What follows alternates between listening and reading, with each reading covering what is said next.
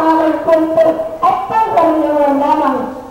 Dahil sa hirap ngayon ng mabuhay, ang OFW po ay normal na gagawin lamang. Sa munti kong isip at tila namangmang, ang pag-abroad ay tama nga pulaan. Tunay nga kaya mayayaan na kung mga bata naman ay napapabayaan.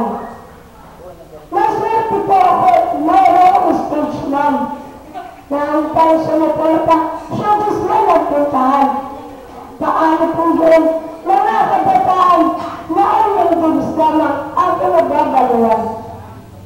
Ang iba pong tatay sa sundalo ng Eurostan, ang iba pong nanay siya pong lamang ang alam. Ang iba pong anak hindi kaya sa magulang, pamilya nasisira dun sa may tumataba.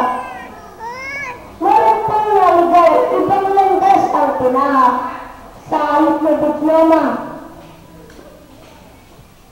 Dahil po na ang hawak sa barkadang masaya, sa bayan tamad pa, pero walang magulang na gumagabay sa kanila.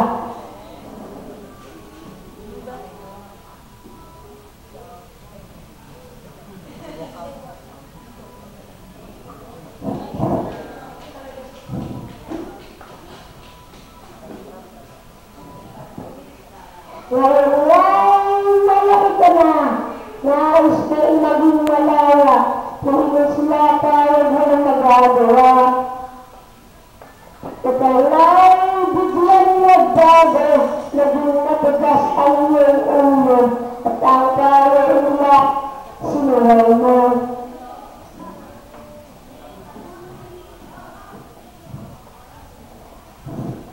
Facebook State o BBM, ito po ba inyong alam? Ito po sa ating kalungkutan. Sa tingin niyo po ba, kalitang-kalitan ang matlos na tuloy ng inyong mga kamay. Namanari kami, cellphone lagi ang hawak.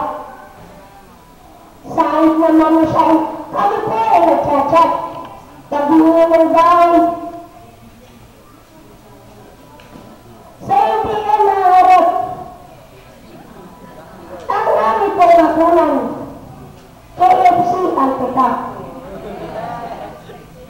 Masarap na mahirap ang OFW. Hindi po naman ako sa nagre-reklamo. Pero minsan po ay napapayat din ako sa kaisip kung ano nang marunong. Kayo ang bayani ng bansang Pilipinas na nagpapadala ng malaking pera, walang